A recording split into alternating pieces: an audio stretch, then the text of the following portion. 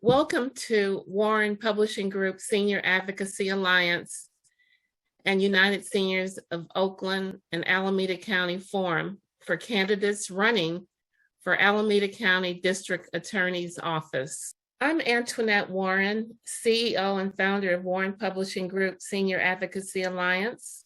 We provide information through Renew e-newsletter, community outreach, speakers bureau, philanthropy, and I'm very proud to be a leader for ending the atrocities of elder abuse. I would like to introduce you to our co-presenter for our forum, Alameda County Board of Supervisor Nate Wiley for District 4, proudly serving East Oakland, Montclair, Castro Valley, Ashland, Cherryland, Fairview, El Portal Ridge, and Pleasanton. Supervisor Wiley is also president of United Seniors of Oakland and Alameda County. Welcome, Supervisor Wiley. Thank you, Antoinette. So it's really good to be here this evening. I'm here this evening in my capacity as the president of the United Seniors of Oakland and Alameda County. The United Seniors of Oakland and Alameda County is an organization that works to empower older adults, serves as the voice for older adults throughout Alameda County, working on issues that address the quality of life for older adults. The organization has been in existence for about 36 years. We started in 1986, and I've been very fortunate to be with the organization since its inception. We are primarily based in Oakland, but we have members throughout the county. In fact, our membership is over 13,000. Because we are a 501c3 organization, we do not endorse candidates, but we often join in candidate forums because we're very interested in knowing what candidates will do to improve the quality of life for older adults throughout Alameda County. Because we like to say, if it's good for seniors, it's good for everyone. So I'm really pleased that our board, and Antoinette Warren is a member of the Board of the United Seniors. I'm really pleased that the Board of the United Seniors is joining in sponsoring this candidates forum this evening for the candidates who are running for Alameda County District Attorney. On behalf of the Board for the United Seniors and our leadership, we'd like to wish all the candidates all the success, and we certainly hope that you focus in on addressing the issues that affect older adults. Because once again, if we're all fortunate enough to live long enough to become older adults, we want to have a decent quality of life as older adults. So thank you so very much. And with that, I'll turn it back over to our host, moderator. Thank you. Thank you, Nate. Yes, I am a proud member of United Seniors of Oakland and Alameda County. As we proceed in our presentation, please put any questions you may have in the chat. There will be a Q&A after the presentation. Each candidate will have 2 minutes to answer the question. I'm now going to explain the process for the forum.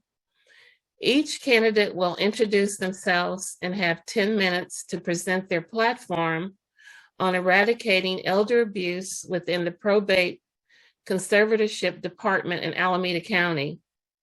They will share their programs on training staff and the community on elder abuse awareness and prevention.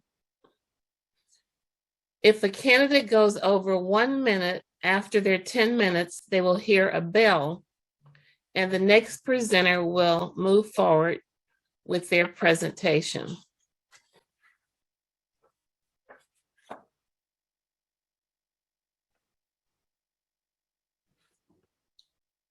A district attorney is an elected or appointed public official of the district whose duties are governed by state law. The duty of the district attorney of Alameda County as the public prosecutor acts on behalf of the people, vigorously enforces the law, pursue the truth, and safeguard the rights of all to ensure that justice is done. The district attorney also works within our community to prevent and deter crime and promote public safety. I now have the privilege of welcoming our candidates running for Alameda County District Attorney in alphabetical order. Attorney Pamela Price, California Civil Rights Attorney.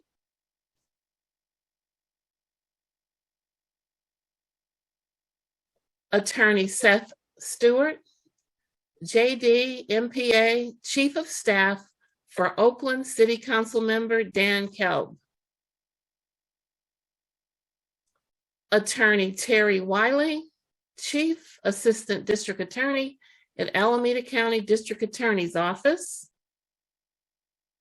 Attorney Jimmy Wilson, Deputy District Attorney at Alameda County District Attorney's Office.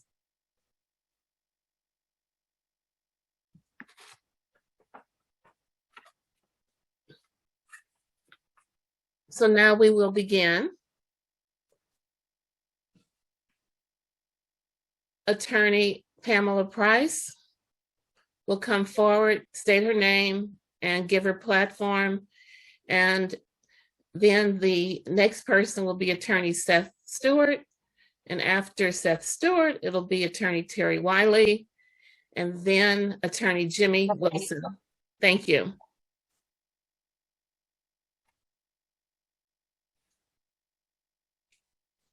Okay, is there a timekeeper? Yes, there is. Where is that person? That person is, you don't see that person, her name is Amy, and she will be setting the timer when you begin speaking. Okay, and will we get, can I get like a 5-minute warning so I know where I'm at? Sure. Amy, could you see that they receive a 5-minute warning? Okay. And will a bell work for that warning? It'll work for me. Price? Yes, Okay. it will. Okay. I cannot see Amy though. Amy is our producer, so she's behind the scenes. Oh, okay. Okay. Okay. Okay. So Amy will give me a bell at 5 minutes, and then how at 10 minutes? How will I know? Amy will just say something? Yes. Yeah. Amy will tell you. You'll hear a bell at 5 minutes, 10 minutes. And if you go over 10 minutes, in the next minute, there'll be a third bell. And then you've completed your presentation. And then the next attorney will step up and do the same. Okay. Thank you. Thank you. I'll try to keep track as well. I normally turn my phone off so I don't have a timer, but I'll try to pay attention because I could talk forever. It'll be loud enough. Okay. Attorney Price, it's gonna work. Even if I have to say your time is up. Well, I want to know before I use all my time. I want to make sure I'm in sync. Thank you. 5 minutes, I'll tell you. Okay. Okay. All right. My name is Pamela Price, and I'm going to be your next district attorney. And I'm honored to be here tonight to talk about the important issues of elders in our community. I'm not quite one, although the young people say I am. My campaign team thinks I am. So sometimes I wear that hat, but I'm still relatively young and young at heart. I am a civil rights attorney. I've had the privilege and honor of representing everyday people in this community for the last 30 years in downtown Oakland, doing big cases and little cases. I've had the honor of arguing a case before the United States Supreme Court on behalf of a Black electrician, longtime resident of Alameda County. And so I've lived every lawyer's dream, which is to go to the United States Supreme Court.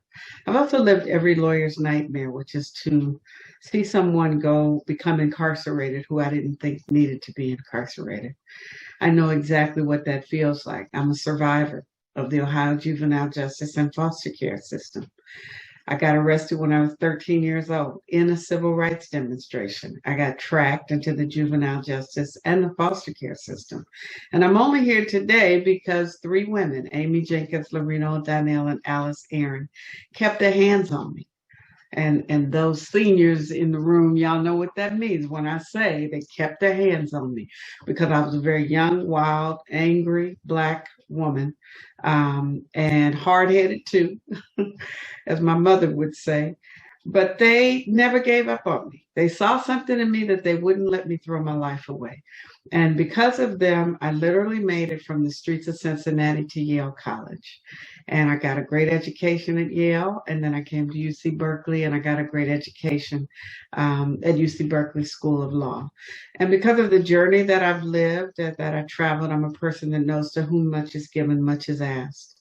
The one thing my 3 foster moms kept telling me was, get your education. That's the one thing nobody can take from you. And that was wisdom from the ages, for sure, because that has been essentially the lifeline for African Americans in this country since we came out of slavery, was get your education. That's the one thing nobody can take from you. And because my mom was my birth mom was a teacher for 35 years, I think I could hear that message and it resonated in me. And so it inspired me not only to go to Yale and get a great education, go to UC Berkeley, get a great education, but also do as much as I can to tell young people coming behind us, get your education. That's the one thing nobody can take from you. So I'm here today to talk a little bit about myself. I wanted to make sure that I introduced myself to you properly. Also want to talk about the criminal justice system as it relates to elders, for sure, and the things that the district attorney does have authority over with respect to elder abuse, with respect to the probate system, and generally in our community.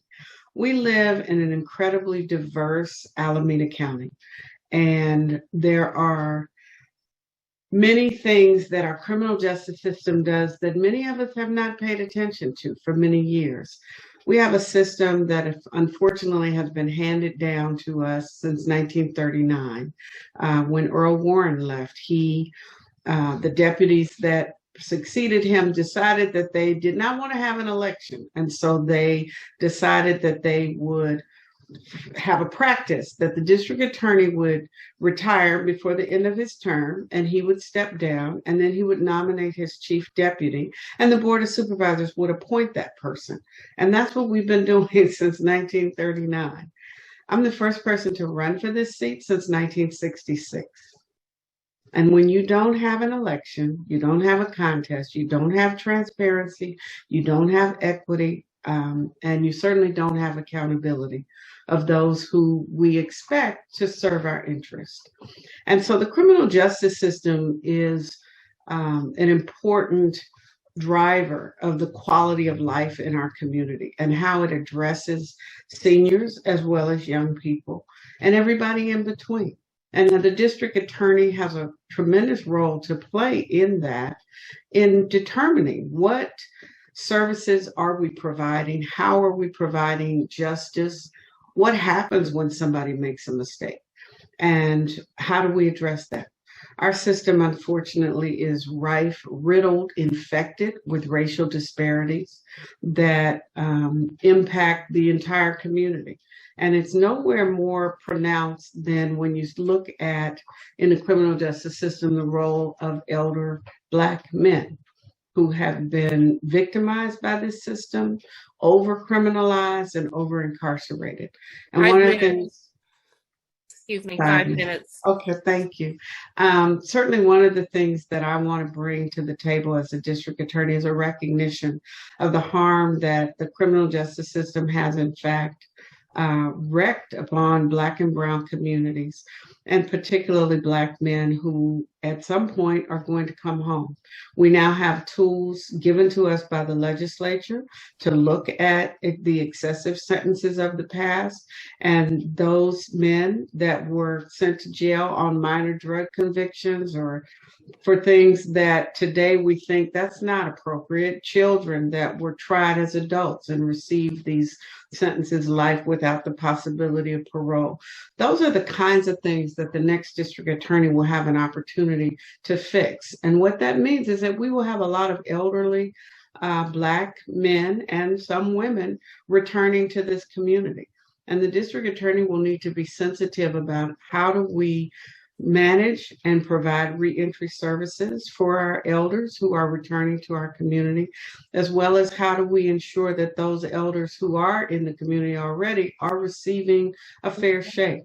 Our district attorney's office is responsible for often driving the crisis of homelessness in this community because we penalize and over incarcerate and essentially drain wealth from older people who are at risk, who have no capacity or limited capacity to pay the fines and fees of the past, who I often tell people that when somebody goes to jail, in my culture, the first person who got called was Big Mama.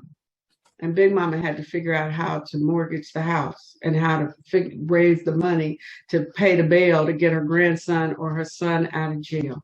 And this system has preyed upon elders in that way, and that will stop under my administration.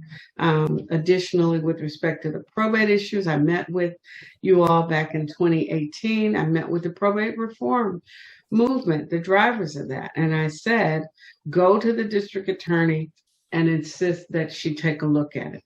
Whether I never heard the results of that, but I can tell you that you won't have to wait, a year to meet with me if you have issues around how the probate department, the conservatorships are being done.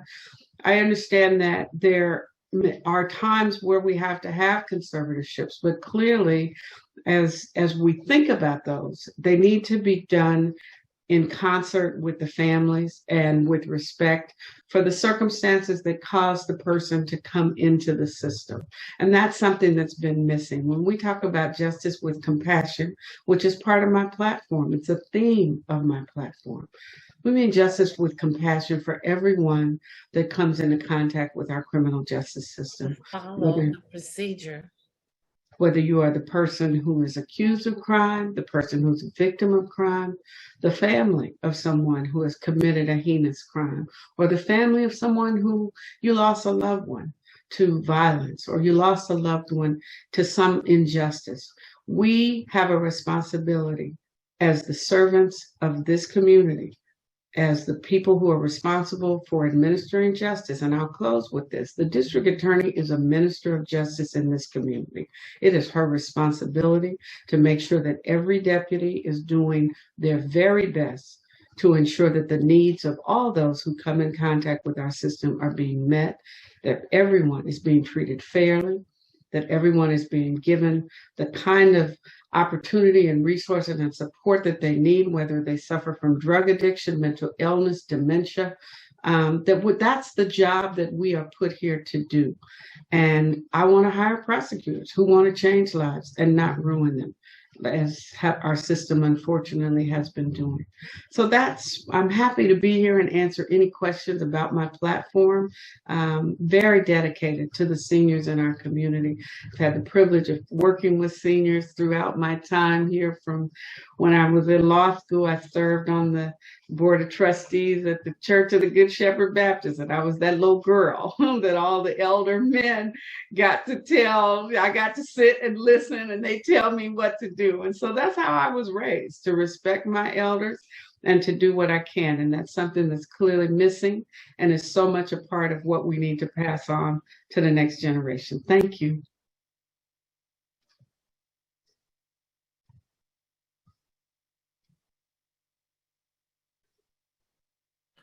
I would just like to remind the candidates that you will be introducing yourself.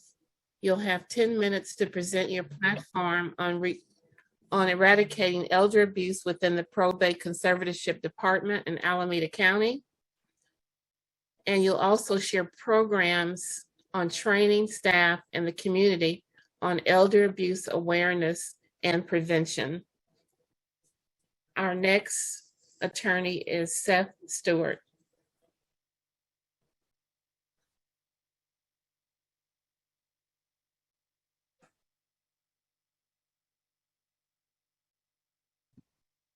All right, can you hear me okay? Outstanding. Okay, so thank you so much for having me. I'm excited to have this opportunity to have this conversation and really just have a dialogue about the district attorney's office and elder abuse and how it affects our community here in Alameda County. So a little bit about me. I want to talk about the history of this moment. I want to talk a little bit about values, and then I want to talk a little bit about policy. With regard to history, last week, the United States Senate began having hearings for the first Black woman to be nominated to the United States Supreme Court. Now, this is an exciting, exciting time to be alive. And it shows that our country is changing for the better, that hopefully Black lives matter. Here at home, here in Alameda County, we're having a conversation with our 4 people running for district attorney, and all 4 of us are Black. This, again, is history. And the questions that we talked about in Washington, D.C. had to do with values, and the questions here are the same questions. They have to do with values. My values: I was raised by a single mother. She taught my brother and I values of service, excellence, and fairness. I brought those values to my entire career. I was hired by Kamala Harris to be a prosecutor in San Francisco a number of years ago. And while I was there, I prosecuted all types of cases. I dealt with, had to address the concerns of reluctant witnesses that didn't want to come to court, and had to talk to and address the concerns of victims in domestic violence cases who still had bruises on their face.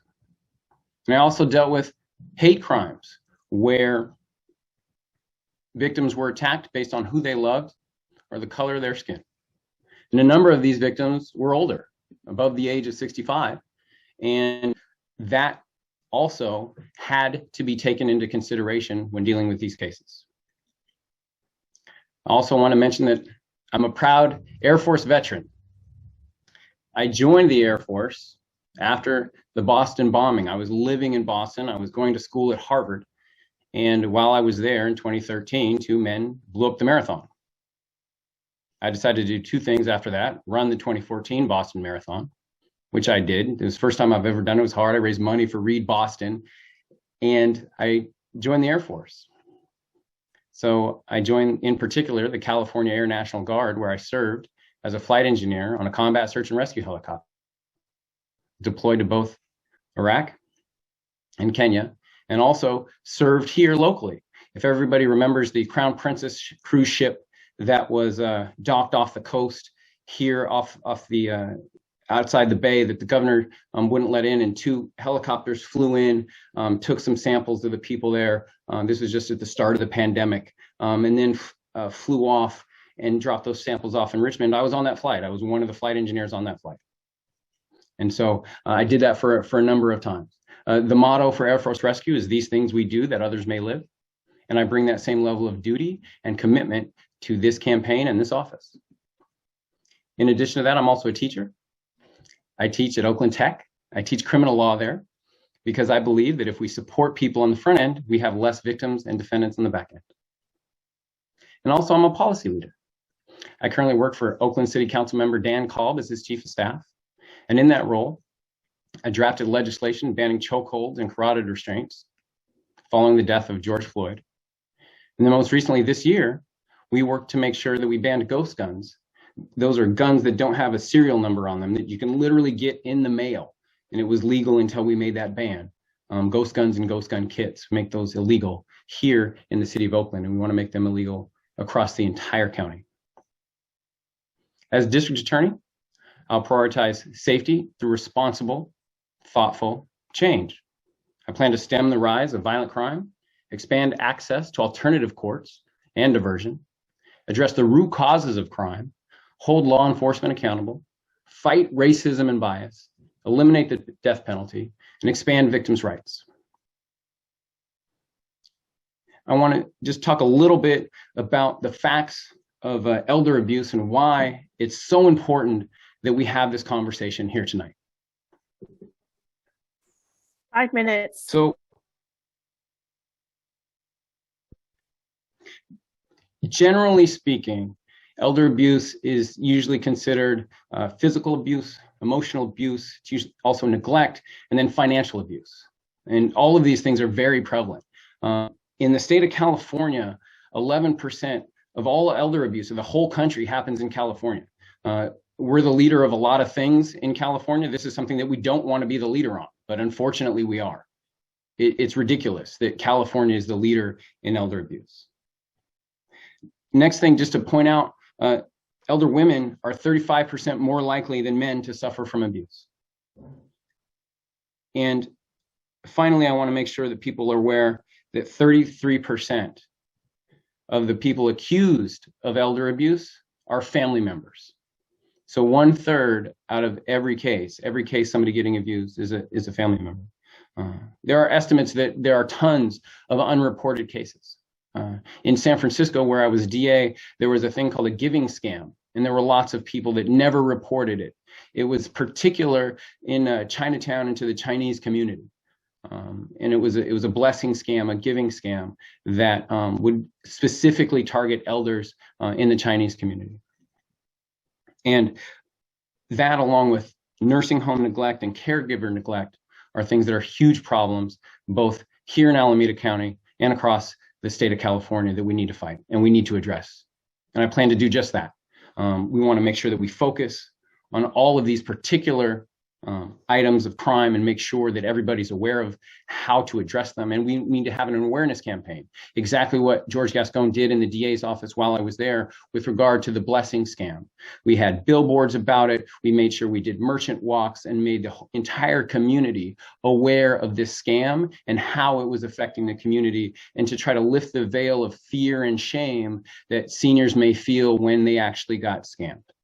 And this is critical, because the type of crime that this is, people don't always go to the police and they don't always go to the DA's office. So it's important that we do outreach, both in our office to make sure that the office, the DAs, the paralegals, the investigators know that these things are happening.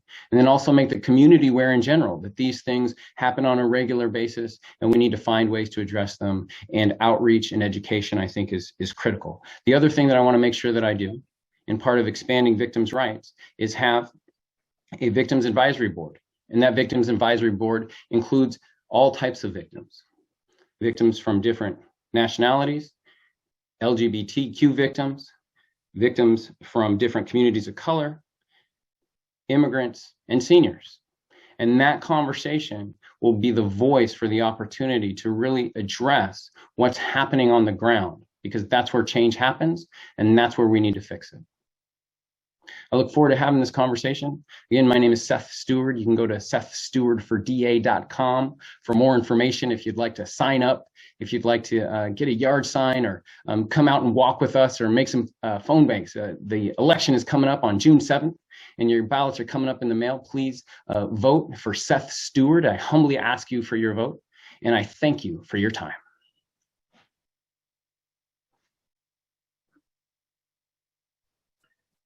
Thank you, Attorney Stewart. Now we'll have Attorney Wiley. You're on mute.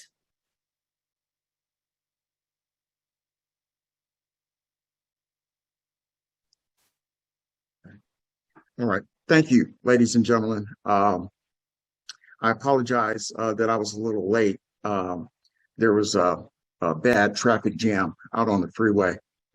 My name is Terry Wiley. I'm the Chief Assistant District Attorney of the Alameda County District Attorney's Office. And ladies and gentlemen, the District Attorney's Office needs new leadership. It has to be leadership that's about safety and justice. It does not have to be a choice of one or the other. We can have both safety and justice. You know, and I represent balanced and experienced leadership. This is why I've been endorsed by some of the nation's leading civil rights attorneys, John Burris, Benjamin Crump, who represented the family of Ahmaud Arbery and George Floyd and Dante Wright, Lanita Baker, who represented the family of Breonna Taylor. While on the other side, I've also been endorsed by unanimous vote of all 17 police chiefs of the 17 police agencies in Alameda County and the sheriff. And why have they endorsed me? Because I represent that balance, that experience, and most importantly, as the district attorney, the independence. I've also been endorsed by Congressman Eric Swalwell, Supervisor Richard Valle, and a host of labor unions, the building trades, all of the Teamsters in Alameda County have endorsed my candidacy, and a host of elected officials have also endorsed me. When I arrived at the district attorney's office in 1990, it was an office that was run predominantly by white males. The DA was the white male, the chief assistant was a white male, all of the heads of all the offices were white males. And I remember, because I came in with Kamala Harris, and there'd be days when we'd be talking about our role as prosecutors and what the Alameda County DA's office looked like at the top. And, we both had a determination that one day we wanted to be in those positions to make those policy decisions and have a positive impact on the criminal justice system, while at the same time keeping our communities safe and creating opportunities for folks that were living in less than ideal circumstances, to give them an opportunity that they otherwise would not have had. So in my 32 years, I like to describe it as, I've been grinding for 32 years. And what has happened in 32 years? Well, in 32 years, I've run every division of the district attorney's office, with the exception of our consumer and environmental protection division. I have run I'm the only candidate in this race that has run the juvenile division. And, I know that there's a lot of concern about the elderly, and how the district attorney's office deals with conservatorships and the elderly.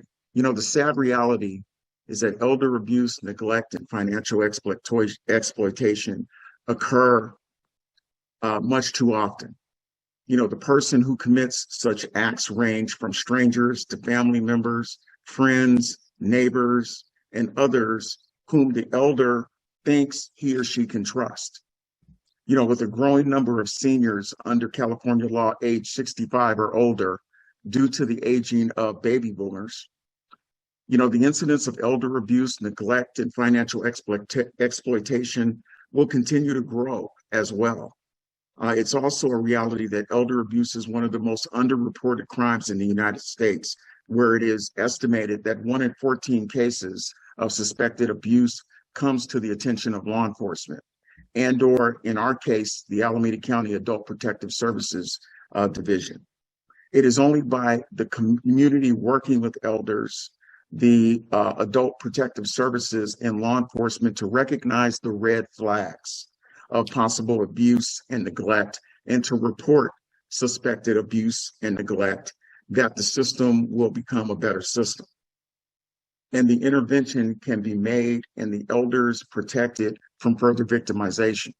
The Alameda County District Attorney's Office works year-round to provide information to Oakland and Alameda County communities to increase the awareness of the community as to what elder and dependent adult abuse, neglect, and financial exploitation are, and how to reduce the possibility of becoming a victim, and if a victim, the resources that are available to assist the elder and dependent adult. Those efforts include our deputy district attorneys and victim witness advocates giving solo presentations, as well as participating in panel presentations to provide information about scam awareness and signs and symptoms of elder abuse and neglect. Our elder protection 5 minutes. Our Elder Protection Unit also holds an annual training seminar for law enforcement, prosecuting attorneys, and adult protective services caseworkers on issues relevant to the investigation and prosecution of these cases. A deputy district attorney in Alameda County also chairs the county-wide committee, which is examining both perceived gaps in services to seniors and dependent adults and strategies to close those gaps.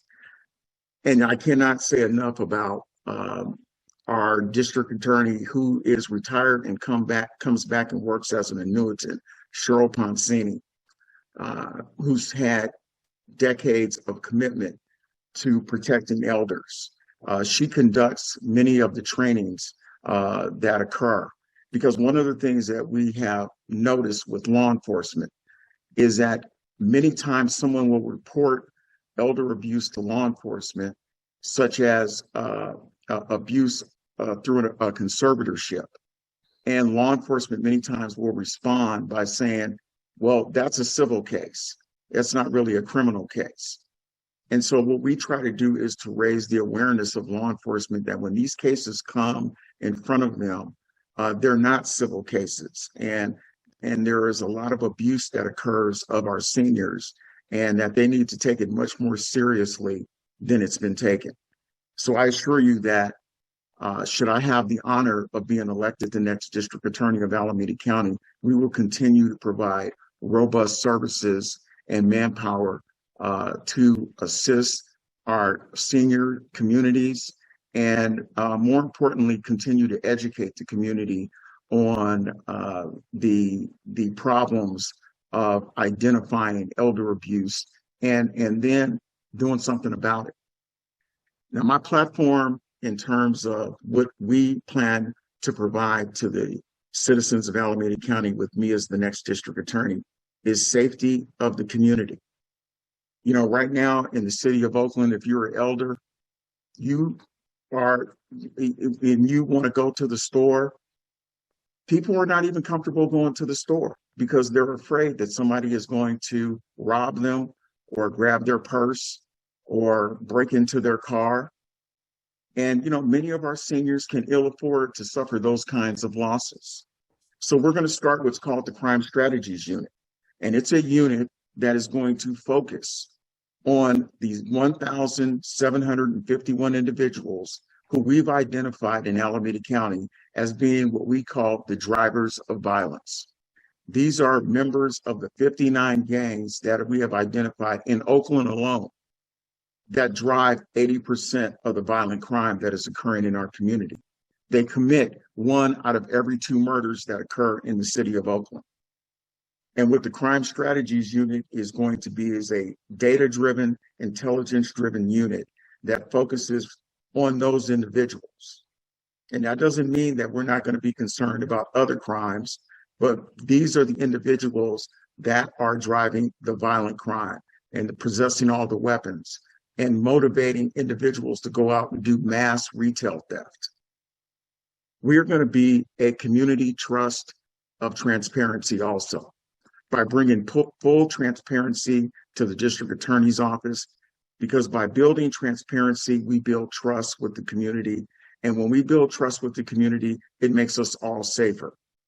We're also going to battle implicit bias in the in law enforcement and in the district attorney's office. You know, I'm currently the director of diversity, equity, and inclusion, and I'm responsible for doing all of the implicit bias training. And I put together a 3-part training. One module deals with the science of implicit bias. The second module deals with the historical impact of implicit bias by focusing on policies of redlining, and also microaggressions and how implicit biases can play out in our daily lives as we interact with each other.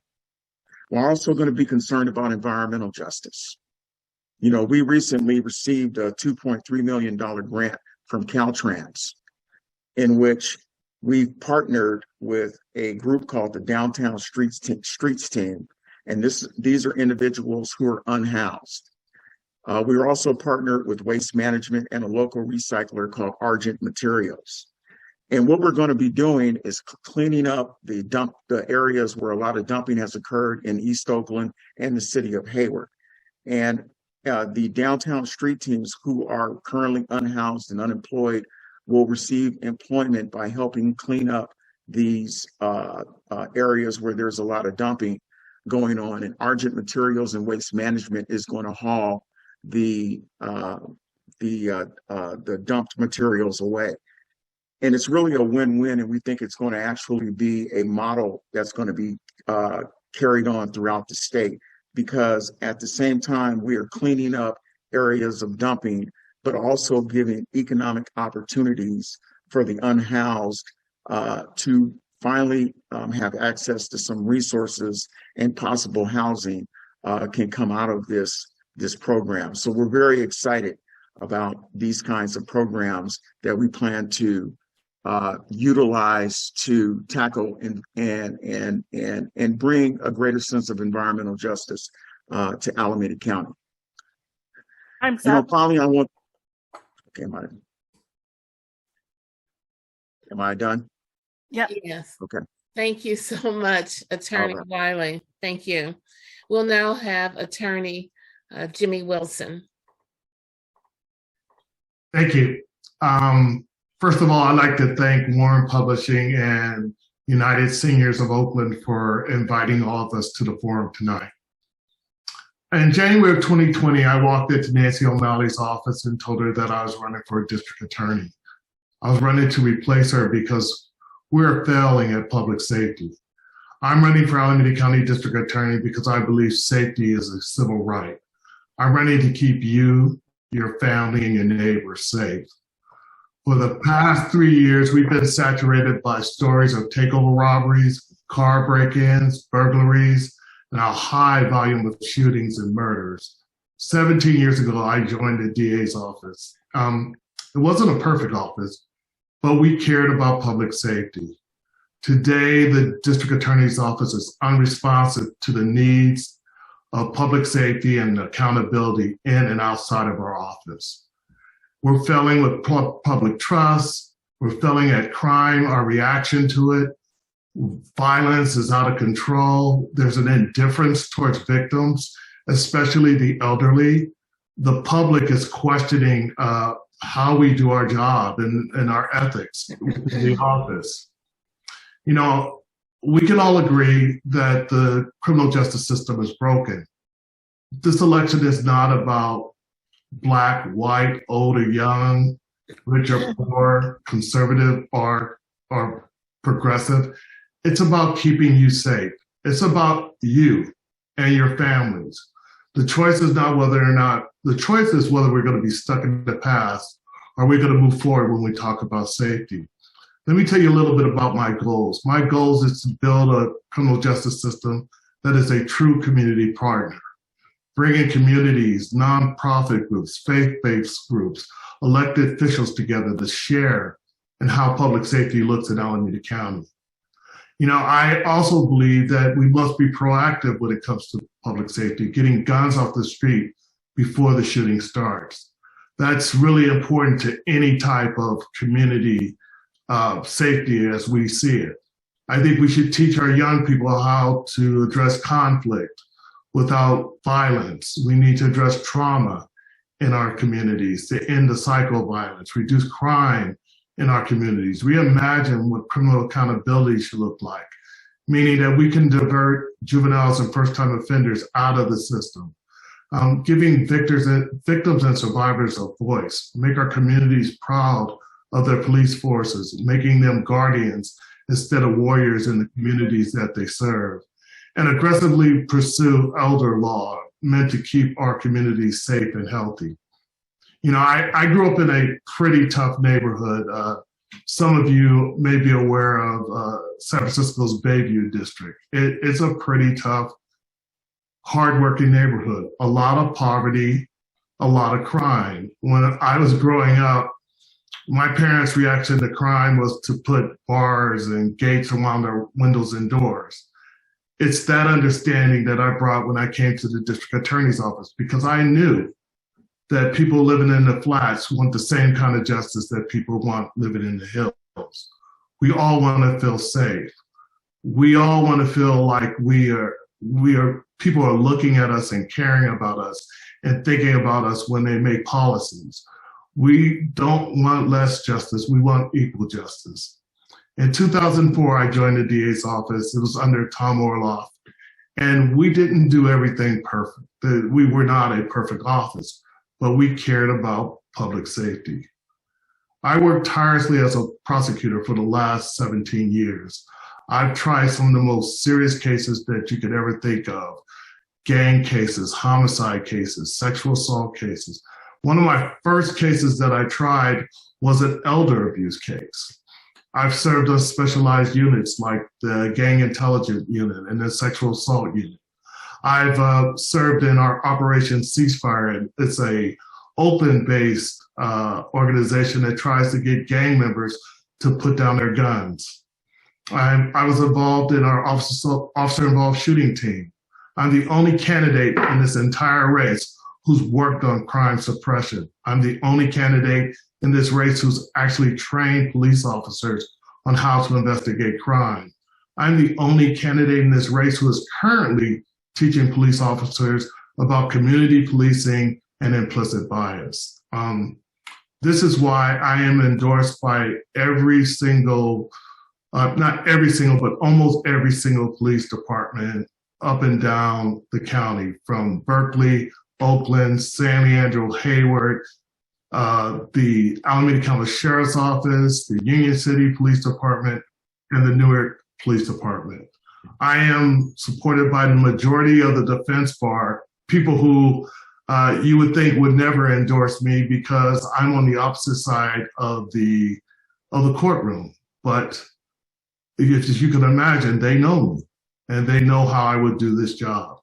I'm endorsed by senior members of our office. I'm endorsed by 2 educators on the Alameda County Board of Education, civil rights leaders, elected leaders. I believe that safety is a civil right, and I'm here to protect your home. One of the things that's really important to me is when we talk about conservatorship and we talk about the abuse of conservatorships, one of the things that we know is that 1 out of 24 elder cases go unreported to law enforcement. And I think the reason why that happens is there is a lack of training, both in the police departments, also in the district attorney's office. I don't know if you guys know, but actually the Oakland Police Department got rid of their elder abuse unit. That no longer exists. There's that training is really important when we talk about how we think about dealing with elder crime, dealing with conservatorship, dealing with abuse, both physical, mental, and financial. What I know from my own experience as a district attorney, as I told you, one of the first cases I ever handled was an elder abuse case. And what was really striking about that case was that it had lingered in the district attorney's office for over a year and a half. And in fact, I looked at the activity sheet and there were 4 other DAs who had touched the case. And in fact, what was so tragic about it was that the victim passed away before the case actually made it to trial. It just so happens that my wife is a nurse anesthetist with Kaiser Hospital, and she told me that there might be another way to prove the case. And she told me that anyone who's a nurse working in a nursing home has to go in front of a board. And I didn't receive that training from my office. My wife and I talking about how I was going to prove this case. And what I did was I subpoenaed her records from the nursing board and found out that she confessed. And so we were able to prosecute the case. We were able to prosecute the woman in the nursing home and bring not the victim justice because she passed away, but we were able to bring the family justice. What I believe is that we need to train our DAs in our office about elder abuse, about conservatorship abuse. We need to actively train police officers on how to do their jobs better. One of the, in the case that I just talked about, what I did was I called in the investigator in the case and I told her what I did and how I discovered. She was visibly upset that we didn't prosecute the case when we were supposed to. And I told her how I was able to prove it. And then we sat down and we talked about procedures that she could implement in her department in order to try those cases in the future. So it's about characterizing those cases. It's about detecting and investigating and creating methods for dealing with abuse of elders, whether it's conservatorship in a nursing home or in other places. And then we should train our DAs on how to prosecute those cases. That's really important. Right now, if we as DAs want to improve ourselves, I was a sexual assault DA. I had to pay for my own training. My training was not paid for by my office. That's the same thing that's going on in our elder abuse section. When I'm DA, that would no longer be the case. We will pay for that training. That will be a part of our budget because we're there to serve people like yourselves. We're there to serve people who are being victimized or may be victimized. So my name is Jimmy Wilson. I'm running for Alameda County District Attorney. I appreciate your time. Thank you.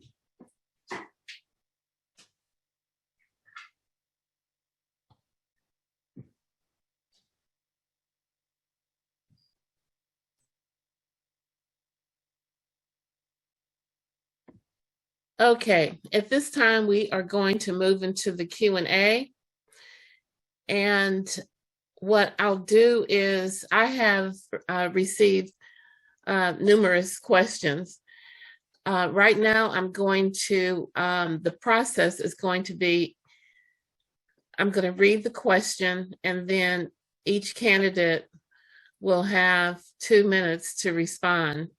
And then we'll go to the next question.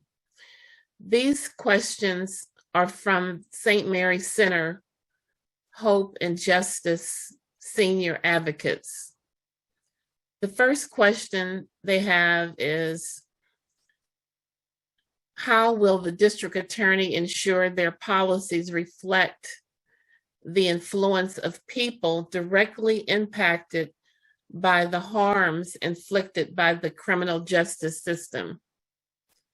And we will go in alphabetical order as we did in your presentation. So it will be Attorney Pamela Price, and then Attorney Seth Stewart, and then Attorney Terry Wiley, Attorney Jimmy Wilson. And please move quickly in your response. Thank you very much. Sure, thank you.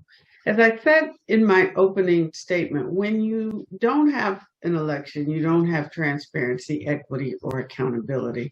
And as I read the comments in the chat and I recall our conversations with the leaders and members of the probate reform movement in 2018, I'm aware that there's a sense that there's no accountability for the DA's office to the members of the community. There's no accountability of the judges. There's no accountability of the probate department. And that unfortunately is true because there's been no effective oversight or of these systems, and there's been no engagement with the community.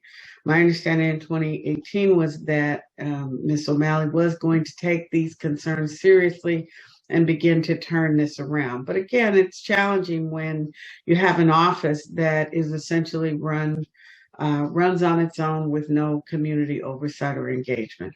As the next district attorney, my responsibility is to be accountable to the community. And that's one of the things, the strengths that I bring is that I've been here since 1978, that I've lived in this community for most of the last 40 years, that I've owned property in this community, owned 2 law offices, 2 office buildings, and that I've represented people, everyday people that have experienced the challenges of trying to stay in Oakland. As we know, gentrification is real, and the probate system has been going on the way that it's just automatically operating, and people get lost. People's lives and their values and their needs get lost in a system that is not responsive to the community and that is not in fact engaged and in partnership with the community. I understand that public safety requires public trust, And I believe that the district attorney must be not only a leader in the community, but a partner with those who serve the most vulnerable in our community, meaning whether they're folks going Time's that up. are. Thank you.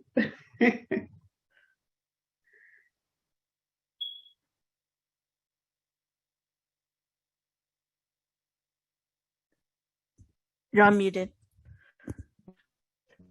Can you hear me okay? Yep.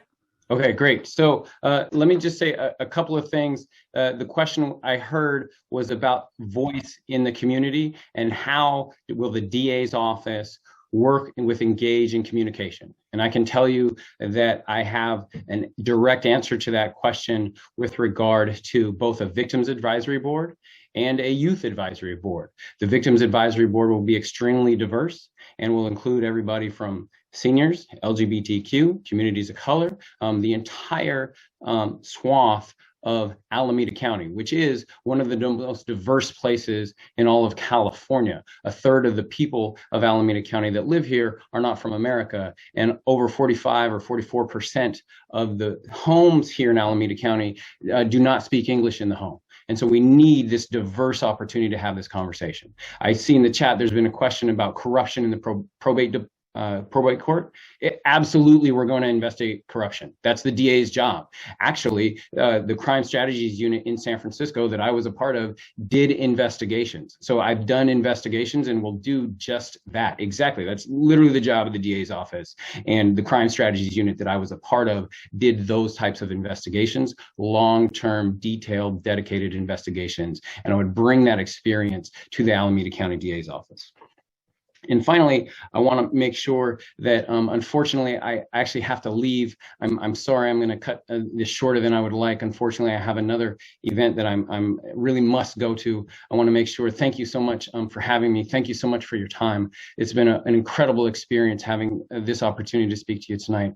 I'm humbly asking you for your vote. I want to make sure also to mention that I've been endorsed by Mia Bonta, Bevan Dufty, Terry Taplin, Courtney Welsh, and a number of other people. Please go to SethStewartForDA.com for additional information.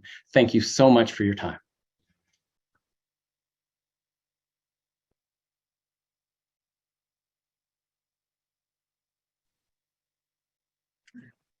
Am I up? Yes. Okay. There's two things that I want to talk about. One is educating the community and educating law enforcement is extremely important.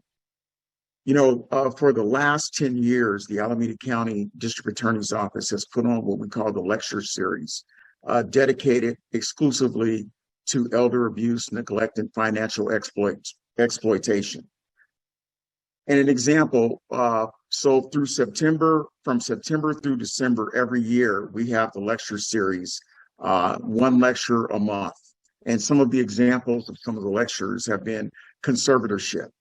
What do you do if you encounter a person in need of possible conservatorship or other issues? Elders and homelessness, the not so new reality of today's world.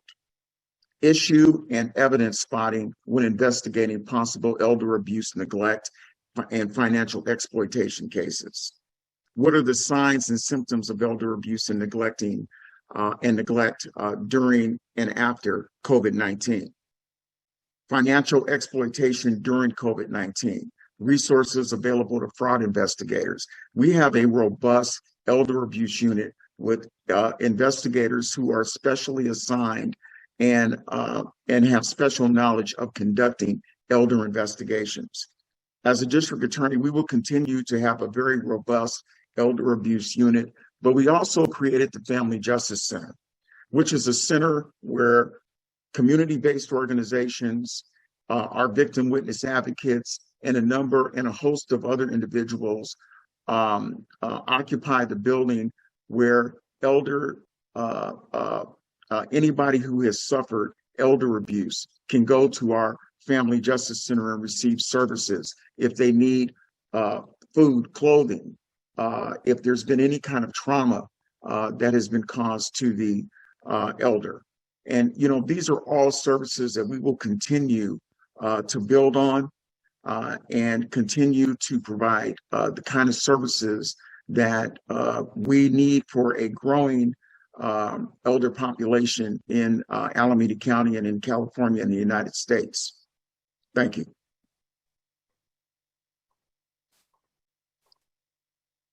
You're up.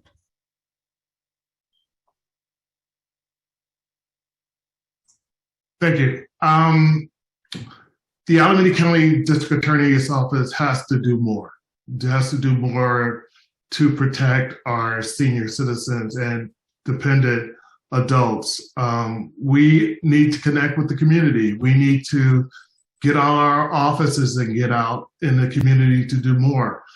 Adult Protective Services needs to do more. There needs to be more of a connection with our office. There needs to be more communication. I can tell you right now that one of the biggest problems that we have with what's happening in the Alameda County in general is that different agencies aren't speaking to one another. And in return, people aren't connected with those agencies. And because of that, our senior citizens are suffering. I was recently at an event where someone from Adult Protective Services was there also, and I asked them, did they really have a connection with the DA's office to where they could refer people to the DA's office when they detected abuse? And the two people behind the desk told me no. And I said, well, that's a shame. I gave them my card and I said, let's talk about this later.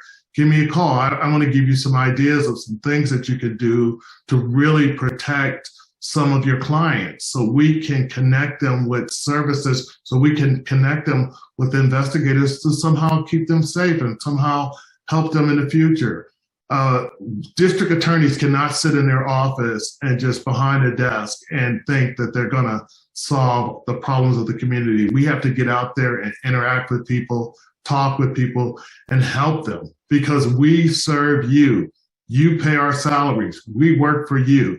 We don't work for ourselves. I've lived in Alameda County for 36 years, and I care about this county, and I want it to work right. I want it to work for the people. Thank you. Okay, I'm going to move around here and ask some questions from the attendees as well as questions in the chat, and then I'll move back over to the St. Mary's Center Hope and Justice. So the first question I see here in the chat is, what are you going to do with helping the elders?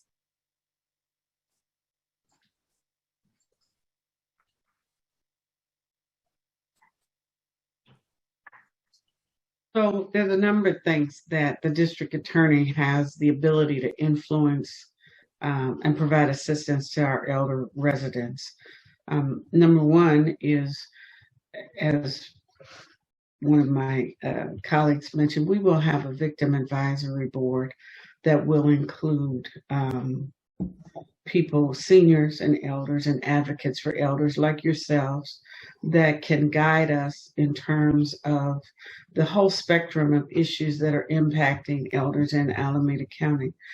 I am familiar with those issues involving incarceration and the incarceration of elders and the needs when people are, as I indicated, returning citizens who are often elders, that we've got to make a pathway for them to come home.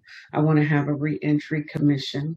The governor vetoed SB 369, which would have established exactly that type of commission to create funding and oversight over programs that are helping people transition back into this community.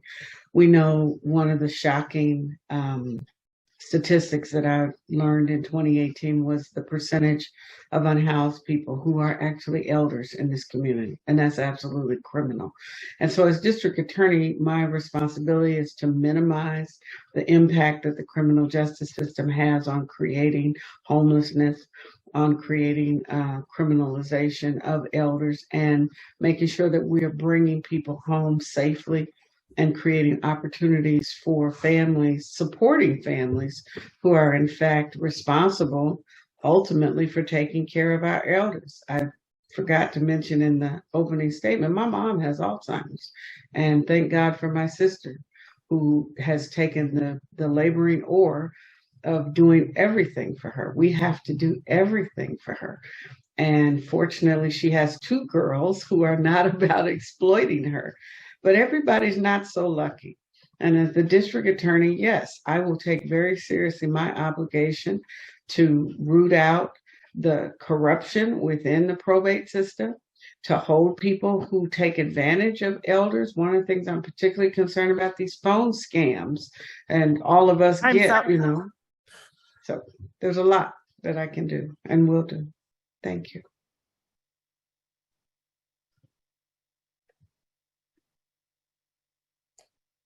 You're on mute.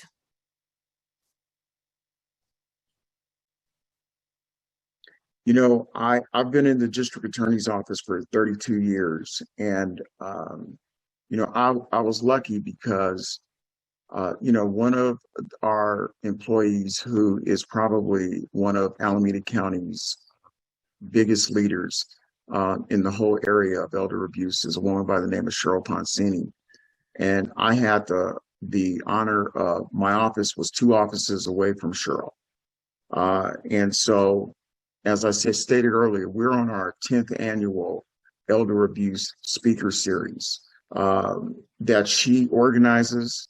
She gets speakers from all over the country who have expertise in many areas. So, what people look to in the district attorney's office, they actually look to us for leadership and basically educating everyone on what are the trends that we're seeing in terms of the elder abuse that is occurring against citizens in the community, and making sure that we're at the forefront, keeping law enforcement engaged with the types of crimes that we're seeing, and then really getting in there and prosecuting. I mean, our elder abuse unit is right next door to our real estate fraud unit, and there's a lot of intersection between those 2 units as it relates to elder abuse, because many times the abuse that occurs with elders will oftentimes involve real estate and their property. And an elder person's property is probably the biggest value that they have. And when that gets taken away, it can have tragic consequences for the elder and their whole family. And so we are going to continue to put robust resources into our elder abuse unit and our real estate fraud unit. But we're going to continue to be a leader in terms of educating the community and protecting the elder community. And then I cannot reiterate enough that it's also important to keep our community safe and keeping elders in our community safe. Time's up. Well, it's getting out in the community is really important. It's educating the community on options and what we should be doing. But what is also important is educating non-police people, agencies, people out in the community on how to spot elder abuse. One of the things, I was a sexual assault prosecutor, and I know that there's mandatory reporting for doctors, teachers, and people of that nature, but we should have mandatory reporting when it comes to elders also. When someone suspects abuse, if someone sees injuries on an elderly person, because we know that not everyone has the ability to communicate, to verbalize what is happening in their lives. What we do with young people, especially kids, we take them to our Calico Center and they're interviewed by a specialist. And that person does sort of like investigative forensic interviewing to find out if there's actual abuse. I believe we can do that with our elders if there's a problem with communicating. I also believe that we need to train police officers in how to handle those cases. And when someone comes into their department complaining that their mom or their sister or their neighbor may have been abused, that they actually do something, that they actively, proactively investigate the possible abuse. I also think with our district attorneys, it's really important that we train them on how to handle these cases and how to communicate with people and not get frustrated, because we know sometimes our elderly have difficulty in expressing themselves. And we have to train our DAs to actually how to handle those cases and how to communicate with people like that may not be able to communicate for themselves. Thank you. Okay. We're now going to ask, let's see, there's a question that Diane Lewis would like to ask. Good evening. Can you hear me? Yes. Awesome. My name is Diane, and I am a lifetime member at United Seniors. I've served as a former aging commissioner and recently on the civil grand jury. I'm taking care of my mom now who has dementia, and my concern as I'm going around is the big one. How do we coordinate services for seniors in the event of that emergency? How are these agencies tied together to get the word out? In addition to that, I did work with Cheryl Poncini.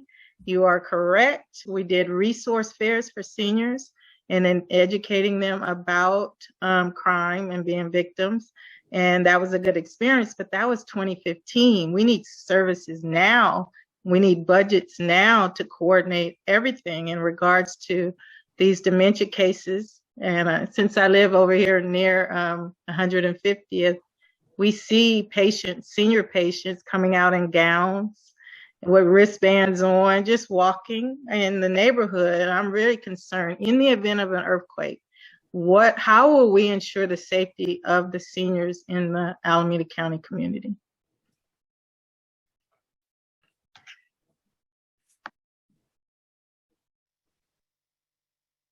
It is absolutely an issue that I have seen across the board, that the agencies that are responsible for providing care to the most vulnerable members of our community are not coordinated, are not well coordinated at all. And the DA's office has not taken an aggressive role in trying to make sure that happens. The DA has jurisdiction over the elder abuse hotline, over the child abuse hotline, all of these things that, no, I don't agree that the police are the people that are going to save us in these situations. We know that sometimes the police can make the situation worse, and generally they're not wanting to take responsibility for these kinds of situations. They will leave the family to try to navigate it by themselves. And so there does need to be greater coordination, and that can come only by an acknowledgement that there is a problem. As I sit here, I'm really disturbed that these conversations and these issues were in fact highlighted in the 2018 race, and yet it does not sound to me like much progress has been made from the investigative teams, and the focus, the highlighting of this issue has not resulted in a dramatic improvement in the situation. Otherwise, we would not be here having this conversation. And so I can commit to you that as we move forward, having heard the voices of family members dealing not only with elders, but with those suffering with mental health challenges, being very concerned by the findings of the Department of Justice about the cycling of our elders through Santa Rita County Jail and the John George facility, that we will do a better job of being in communication and listening to the concerns of community advocates and community-based organizations about what solutions do we need to be bringing to the table to put in place to address these issues and to step forward and not be stuck in where we've been with just lip service and everybody passing the buck. The DA's office has a responsibility to ensure public safety, and that means making sure that elders are protected, whether they are in their homes, whether they are on the street, whether they are in our custody. And I take that responsibility very seriously. And I think that's what we need in a district attorney who is about making sure that the community is safe and that people have what they need to take care of their loved ones, because we're government. We have resources. We have the ability to call together people and not just have an annual day or a talking series, but let's really get to the root of the problem. And let's take some action. And so that's my commitment to you as we move forward in 2022. Thank you.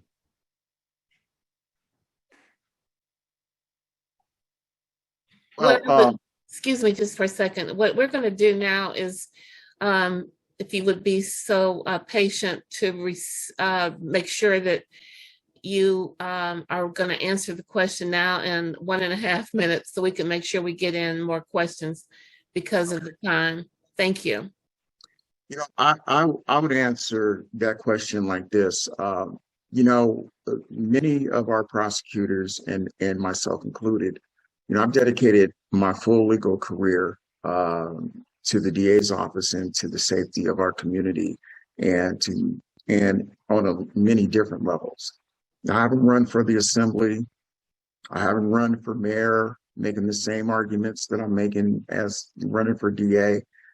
I've been grinding for 32 years in the DA's office, and every day that I have walked in to that office, I've had one thing in mind: the safety of the community. How do we make this office a better office? And one of the things you do when it comes to elder abuse that I know from my experience is you have to educate the community. You have to educate the professionals who are responsible for dealing with the issues of the elderly. Yes, it would be great if we could educate everyone in the community, but the reality is, it is of prime importance that you educate police officers, you educate the agencies that deal with elder abuse. You keep them on the forefront of what kinds of problems the elderly are suffering. And then we also communicate with each other. For example, we go to every city in Alameda County and we appear before the city councils and the mayors, and to let them know that we are here and available to help the citizens of their city. And those are the kinds of things that you have to do. I'll try to keep it within the 1.5 minutes. What we really need to do in order to connect with the community is what I was talking about earlier, is you have to get out in the community and you have to talk to people and you have to touch lives. What's going on right now, and I don't know if you guys are even aware of this, is that the police officer standards and training came out with a new standards of how police officers investigate elder crime. It was signed off by Attorney General Bonta, and it was a checklist of what officers should do, how they should investigate those cases, and options they should take. I believe that the police departments around Alameda County need to get out there with that information and provide that to the general public, to do a talking session, a listening tour, and tell people what their options are. Talk about what the results that they came up with. They came up with some incredible, I think, workable solutions to a lot that's going on. I just haven't heard it advertised in the community at all. So I suggest that we as DAs and as law enforcement officers get out and go to groups like yours and have listening tours and talk to you guys and give you information so we can connect, so you can pass on that information to your families and friends. Thanks. Thank you. Okay, so we're going to go to someone that's calling in. I think this is Mrs. Cunningham. Mrs. Cunningham, you can ask your question now. You're on mute. Good afternoon. My name is Mrs. Cecilia Cunningham. I'm a lifetime member of the United Seniors of Oakland, Alameda County. And the questions I have is, what programs and policies would you implement to reduce victims of elderly abuse and increase public safety?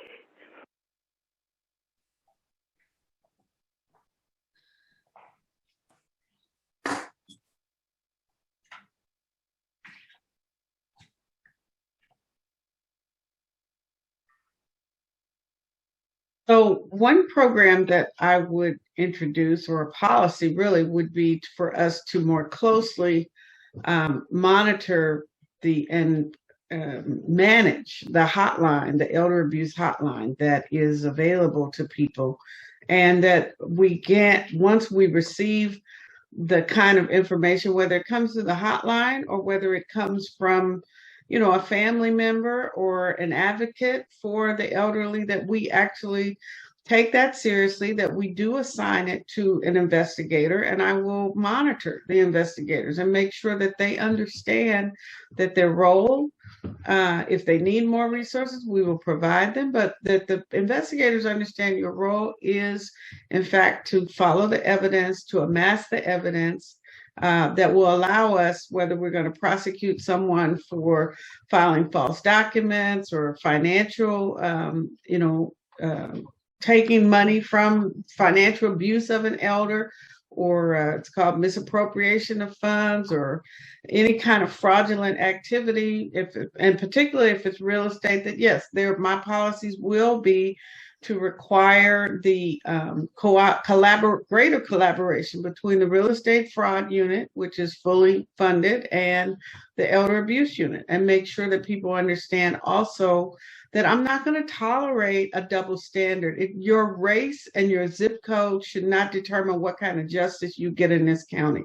And we're not going to be blind to the fact that African Americans are receiving the short end of the stick in this justice system, and have been had our properties and our resources and our assets stripped from us through this justice system for at least the last 80 years that they've been operating. And we're going to reverse that trend. Thank you. I think how you continue to protect the community is, Alameda County and the DA's office, we have robust relationships. I mean, these are relationships with community-based organizations that have a lot of contact with the elder community, government agencies that have a lot of contact with government, with the elderly. And, we have to continue those strong relationships. We have to continue building strong relationships with the individual cities, because the individual cities also provide services to the elderly of their particular city.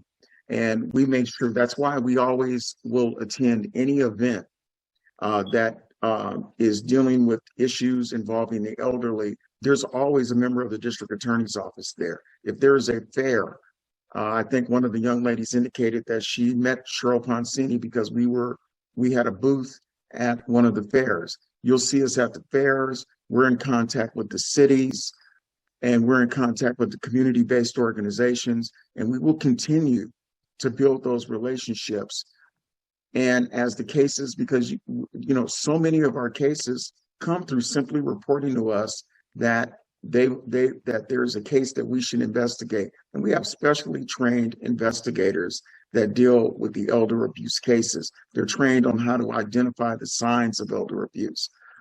They're trained on, what form the elder abuse can come in. They receive, and our DAs receive a lot of special training to deal with the things that are unique about elder abuse cases. And as the DA, we are going to continue to build on that.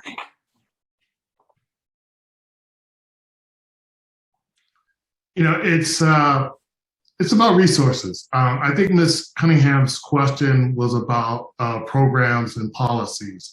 I can tell you right now, there are 2 DAs in the Alameda County District Attorney's Office assigned to our elder abuse section. That's not enough. We have to redirect our resources, put more resources into that area. I told you about the story with the first elder abuse case I handled that had touched 3 other deputy DAs before it came to me, and it just aged. And we know that with elder abuse cases, if you don't handle them right away, you may not have a victim, or there may be deterioration, or there may actually be death because that person has been left lingering in a condition that hasn't been handled. So I would put more resources into our DA's office, more deputy DAs, especially like misdemeanor DAs that could handle like some of the earlier cases, some of the, what we would say, non-violent cases. And I also would train police officers on how to handle those cases. DAs, we do not do the investigation. The investigation is done by the police departments. They bring the information to us. But if they don't know what to look for because we haven't trained them correctly, then we're falling behind. So I would also, one of the policies or procedures I would do is train police officers along with our DAs and use more resources in the office. Thank you. Okay. Venus Gist has a question. Hello, my name is Venus Gist, and I'm an advocate for probate court reform and a victim also. So remember my name, Venus Gist. I'm also a board member of the United Seniors of Alameda County. And you don't have to do all the work because you have advocates here, if you haven't heard of who we are, that have been abused by the court system. And we're not just saying elder abuse. We know exactly specifically what is going on with judges, attorneys, conservators, fiduciaries that are the good old boys club and abusing our seniors, our elderly people, the wards of the court, robbing our estates. It happened to my family, to my father. He would be glad to tell you and come in your office and sit down what happened to our family and how we were robbed of our assets. And to believe it or not, we're one of the blessed ones. My mother was rescued out of the facility as she was declining and deteriorating because of lack of care by the probate court system. And we took her home. We went in and took her, and I advise anyone, you guys gonna back up people who know their loved ones are dying and they go in and they rescue them and take them home? Will you protect them? And my mother, because of that, lived 4 years past what the fiduciary said conservator she would live. She gave her 3 to 6 months to live, a year at the most. She lived 4 years past. We took her home, we cared for her, we loved her. She died Thanksgiving 2021, just last year. At home, loved, cared for it, fed good. What they didn't do. But I don't want to take up the floor because I have some other people here who are guests, Antoinette, and I would like them to speak. I have Teresa Kennedy, and she's been a victim. I don't mind staying over, but this I feel is so important, and that our DAs or candidates, and Pam knows who I am too. We went to her in her first run when she was running for DA. Okay, thank you. So Teresa can speak, and Rick Black is here, and Pella Griffin. They're really important people that need to have a voice. Thank you, Venus. Okay, so what we'll do is there is most of the questions that the St. Mary's Center for Hope and Justice have already been answered, except for this one I want to get in, and then I will go to Teresa Kennedy. And I see Judy Jackson's hand up as well. And then I see a phone number that is up, and that should wrap us up. It's now 7:30. Okay, thank you. Thank you for your patience, candidates. This is the question. How will you reduce the number of unhoused seniors experiencing abuse in settlements? One of the things that where the DA intersects with unhoused seniors is through the homeless court, because often people who are unhoused find themselves in circumstances where they end up getting arrested, or somehow they are brought into the criminal justice system. And as the district attorney, I've recall when I first learned about the homeless court and was shocked at how minimal it was used or able or available to serve the residents of this county. And so I will expand the criteria for the homeless court and use it not only to minimize the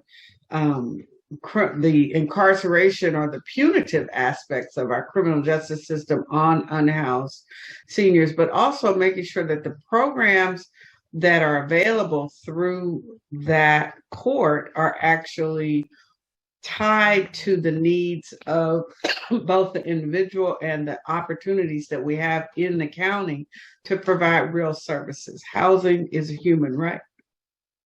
And the fact that we accept the unhoused population and the percentage of seniors in the unhoused population is just incredible to me and does motivate me to be engaged in the community and to do more to address the problem.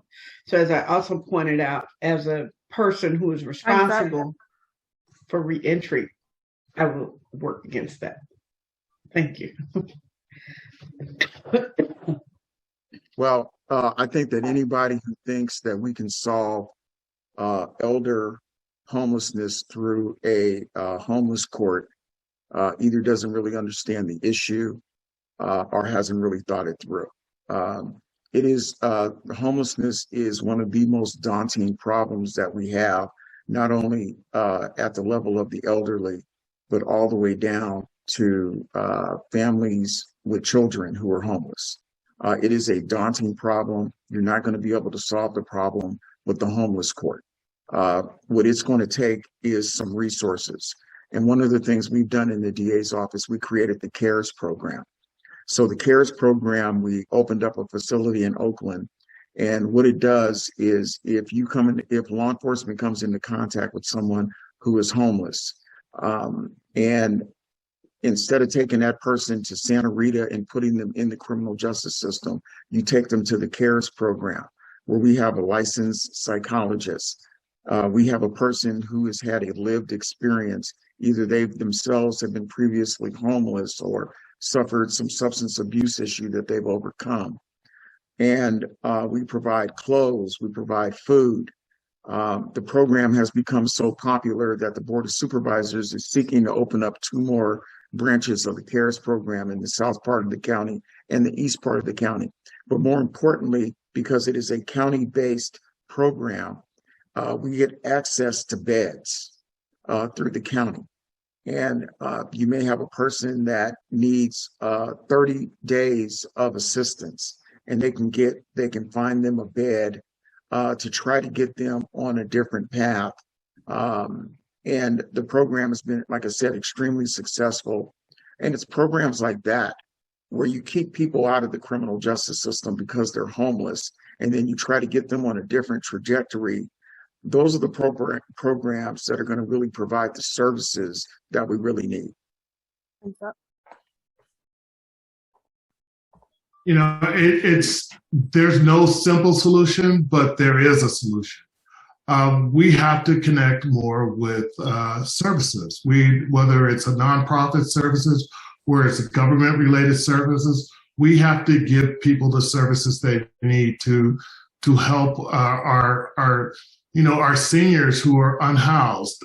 One of the things that I talked about earlier was when I was at the fair and I was connecting with someone in social services, and I asked them, is there a connection with the DA's office when you get information that someone is being abused or something is happening in the community that you become aware of, but you're not making the DA aware of? It works in reverse too.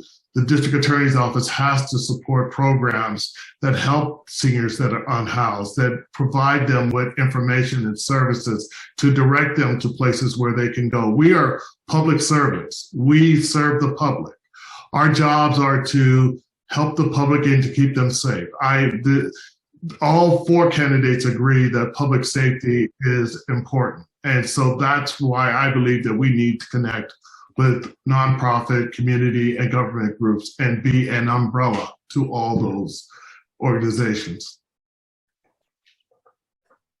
Thank you. Okay, Teresa Kennedy, you have a question? Unmute yourself. Okay. It didn't let me at first. Thank you. Teresa Kennedy, Elder Dignity. I am an advocate and my family was a victim. My aunt, Dr. Lily Sykes White, was abducted, isolated, and exploited under an involuntary fraudulent guardianship, and was cremated before we even knew she had died, only to steal her nearly $5 million estate. So my question is, the wealth is growing in the African American community, and these are the targets. So, you know, the real issue that a lot of our advocates talk about are the predatory attorneys, your colleagues, you know, who are committing these crimes. And so my question is, as DA, how will you prevent and deter predatory attorneys who are increasingly committing these crimes? And I want to echo something that Rick Black, a colleague, hi Rick, wrote in the chat, because it's a key issue, is will you consider constructive fraud by counsel a crime? That's the elephant in the room. And we need leadership on that issue. Thank you.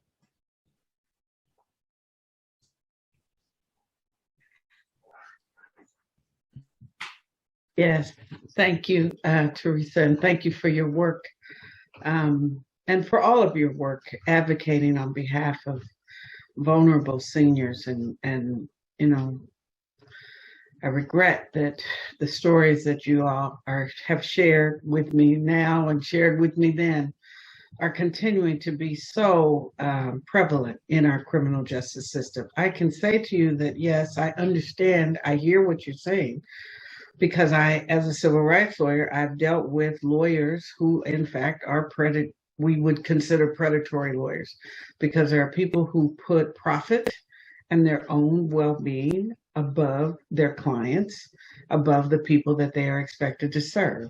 And yes, I will be an advocate and someone that holds those folks accountable and provides oversight for lawyers as well as, you know, the conservators that in fact are taking the wealth of seniors for their own benefit. I've seen it over and over again where lawyers, we have a case and we can't, I tell my clients all the time, this case is not going to settle until the lawyer makes his dime. Okay, the lawyer is going to drag this case out and bill the client so that they can get paid. And then after they finish getting as much money as they can from the client, then the case will settle. So I know exactly what you're saying, and I've seen it over and over and over for the last 30 years.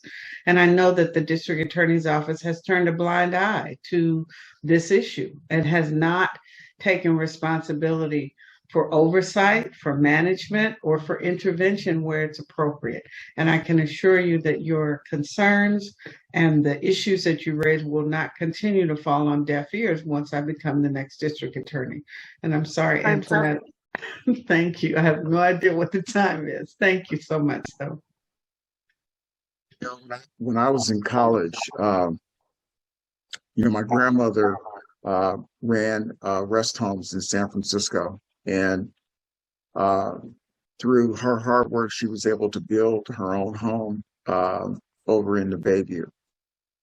And when I was in college, my mother called me and says, "Hey, I need you to go check on your grandmother because something's going on with her house." And I get over there and her home is packed up. And I said, "Grandmama, what's going on?" And she says that they're taking my house. And that was a house that I was in college and I'd been going to that house since I was a kid. And, you know, I wasn't an attorney, but I knew that what this man had done to my grandmother was wrong. And so Nobody asked me. I went down to downtown San Francisco. I didn't even know how to go find an attorney. And I just started telling people what had happened to my grandmother and could they help me find an attorney. And thank God we found an attorney and the attorney got involved. And my grandmother ultimately got her house back. But the point I'm making to you is I know what you're talking about. I know the feeling I had when I saw my grandmother who worked and sweated to own that home. And then here was some shyster taking her home from her. And what I'll tell you is that my commitment as district attorney, that anywhere it's reported to us that someone is trying to take the home of an elderly person, call me, because we will deal with it. Thank you.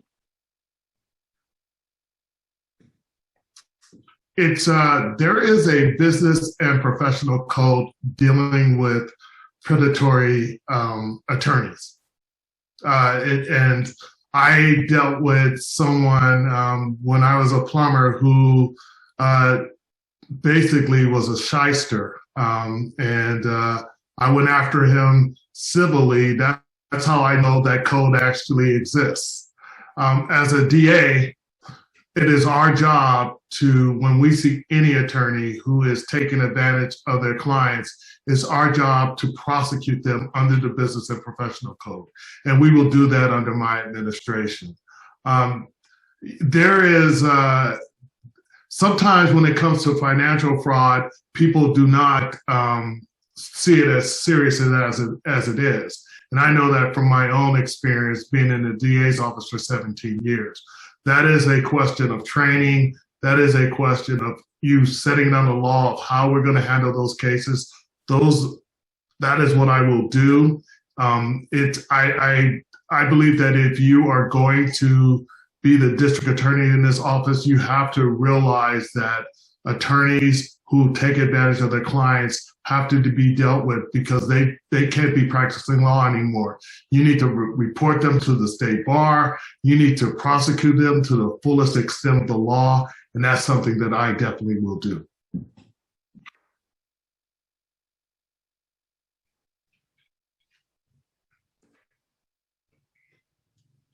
Thank you.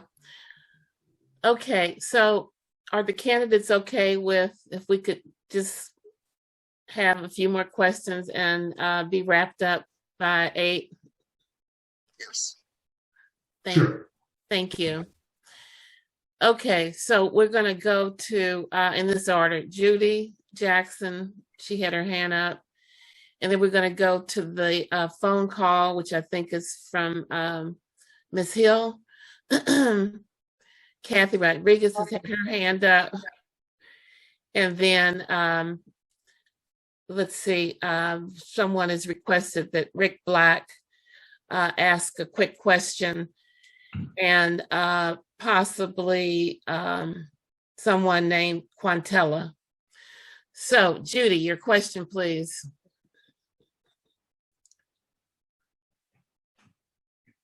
My question is, what are you going to do to help train seniors who are neighbors or friends of other seniors who want to make sure that they're protected?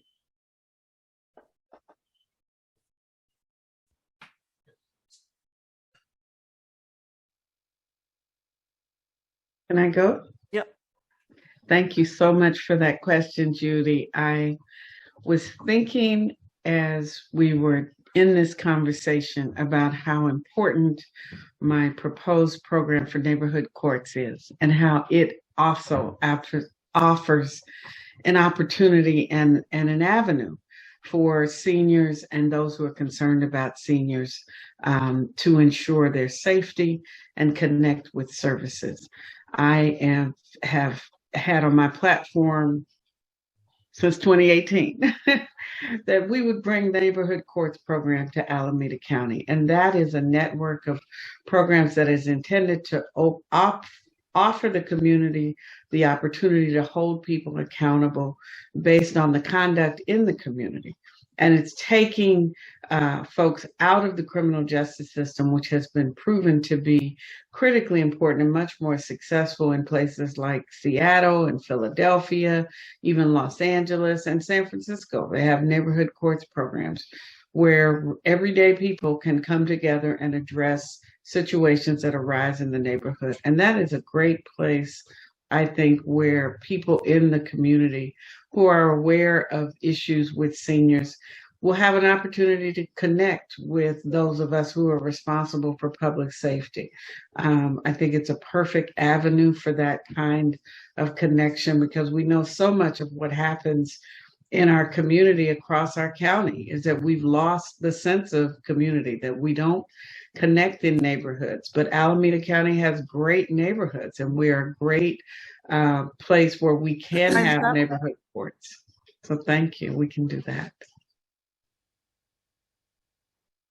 Well, let me say that, you know, having the experience that I had with my own grandmother, and when I see the kinds of crimes that are committed against the elderly, I'm going to tell you right now, we're not dealing with no neighborhood courts. We're going to deal with people who abuse the elderly with real courts. And you're going to be looking at some real jail time, because we are going to send a very strong message that we're not going to tolerate any abuse of the elderly. We're not going to tolerate the elderly being victimized. And we're not going to deal with it with a community court. We're going to take you into real court. Thank you. You know, I think the question, and I believe what Ms. Price was getting at was kind of what I believe, is that we need to get out more in the community to communicate with people. I talked about I want to do a speaking tour, talk about the issues that impact our community the most.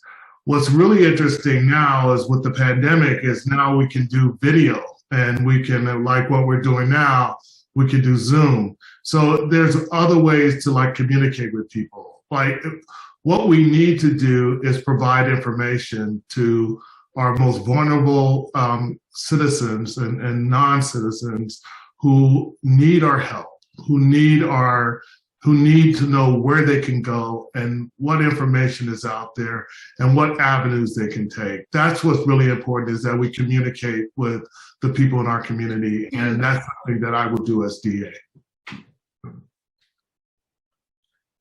Thank you. So what we're going to do now is drop the response of the candidates to 1 minute so we can make sure to get out of here at 8 o'clock. Thank you for your patience, everyone. Okay, now we have Kathy Rodriguez. No, I'm sorry. It was the phone call first, and then it's Kathy. Keep me in check, someone. Okay, so Ms. Hill?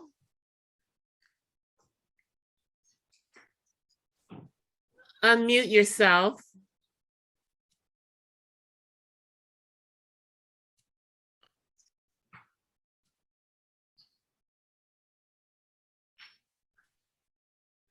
Okay, we're going to go to the next person. And I'm not sure on your phone how you can unmute yourself. But if someone knows, please put it in the chat. Okay, Kathy, your question. My name is Kathy Rodriguez, and I've lived in Alameda County all my life. I've been in working in the probation department for 25 years. I'm also my family members were victims of the probate court. My question to you, I've been investigating for 3 years because I have investigative skills due to my training from the probation department. And what I have found out is that my dad and my aunt's cases are so common. It's common ground for probate court. And what I have found out is that the probate judges, the probate attorneys, the public guardian, county council, the public defender, they're all involved in taking over our elderly and abusing them, isolating them. My aunt died of malnutrition. Her teeth were broken under the care of the public guardian. And the attorneys, county council, and the public defender covered it up. And I've been investigating, hours and hours of work. Something's going to come out of this, because my whole goal is I want to see how the DA is going to help elderly people live a free life in Alameda County, because I'm appalled, because I've been in law enforcement for 25 years, and what I've stepped into, I'm totally in shock that this has been going on for decades. And what I want to see is that the DA needs to go into the probate court and investigate every single conservatorship case, because my aunt died a wrongful death, and she's not the first person. My dad also died under their care. Okay, I want to know what you're going to do. Okay, thank you, Ms. Rodriguez. You're welcome. Thank you, Ms. Rodriguez. Again, it's a question of accountability within our criminal justice system, within our civil court system. And those two things, when you're dealing with the probate courts, there's an interface there. And it's a very cozy, comfortable arrangement of the folks that have been there, that have participated, profited, and prospered in a broken system. And that's why I say we need change. We need someone from outside the system that's not comfortable and supported by the status quo and expected to go along to get along, who's been part of it. Because it is. In Alameda County, we have not had accountability for our criminal justice system or for the DA's office since 1939. And when you don't have people who are the DA, who is an elected official and who is willing to hold her deputies accountable and invigorate them with serving the people. And I have committed to create a public accountability unit that will investigate corruption of not only police officers, but public officials. I will work with the grand jury, which has often not been utilized in appropriate ways. And they get excited when they get an opportunity to actually do something. So thank you.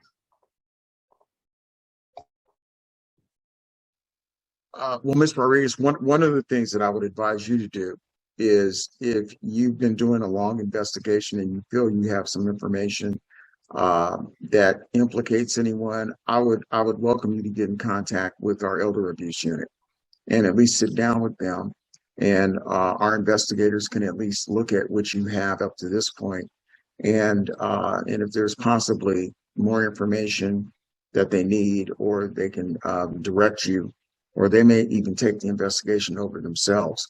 But I think that it's those kinds of cases. And I don't know if you recall, I believe it was 2014 or 15, where our office prosecuted one of the elder homes in Hayward because there was just monumental abuse going on with all of the patients in the facility. And we wound up prosecuting the owners of the facility criminally. So, I think that's what we have to do as prosecutors. We have to hold people responsible for elder abuse. Ms. Rodriguez, I share your pain and frustration. I have a brother who is in a conservatorship, and it has been difficult, to say the least, with judges, with what I think is abuse. It just so happened, it took us a long time to fight to get him from out of this circumstance where all of my family members felt frustrated with how the court system treated them. I believe that we need a DA who can advocate, who will go to our judicial branch and talk to them about changing the way that we do treat people who are under a conservatorship, because abuse can be rampant. And when it's the system itself that's creating the abuse, that's really difficult to correct. So when I'm DA, you will have an advocate on your side who will go in there and listen to what you have to say and listen and go to judges and go to lawyers and advocate for a better system, because I experienced it myself, my family experienced it, and we were frustrated all the way around. So I know it's hard. I know this isn't the right solution, but. Thank you. Okay, Rick Black, do you have a question? Just a comment, and I just want to thank you, Antoinette, for putting this on. It's clear that all three candidates that remain have been personally touched. I think I met Ms. Price back in 2018 when I was in Alameda. I'm actually here in North Carolina, but Alameda became a target for our organization because over the years we got way too many calls, mostly from the Black community, of people that were losing their homes, of people that were losing their parents. All of you having been touched by constructive fraud committed by attorneys inside the probate environment, you have a sensitivity to it that your predecessor chose to ignore. So I commend you all that you have publicly stated this is a priority for yourselves. Simple question: how do you go about ensuring that attorneys are investigated? Because the proof of fraud is right there in the probate records, or it is stark and amazingly missing, which is also an indication of fraud, because they have a statutory obligation to transparently present the inventory and transparently account for every dollar that they spend or gain in an estate during the time that they have a conservatorship. If you could just comment on how you would go about investigations. Thanks. Sure. I mean, I think the oversight that is missing has both been on the part of the district attorney as well as on the part of the courts.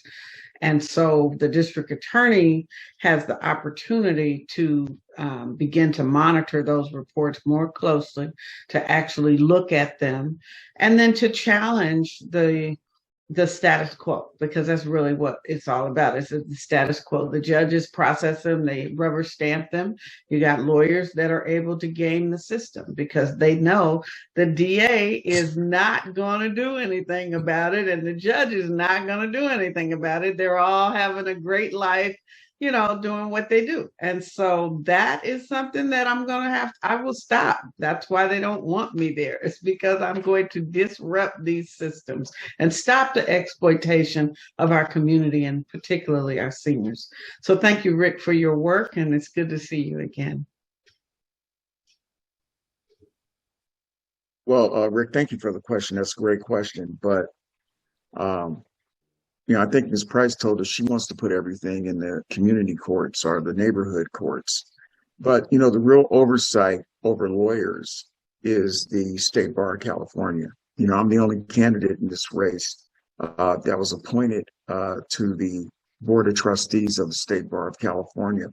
And besides helping run the largest bar association in the United States, our real focus was making sure that the discipline system of the State Bar of California was a robust, intact system so that the public is protected from unscrupulous lawyers.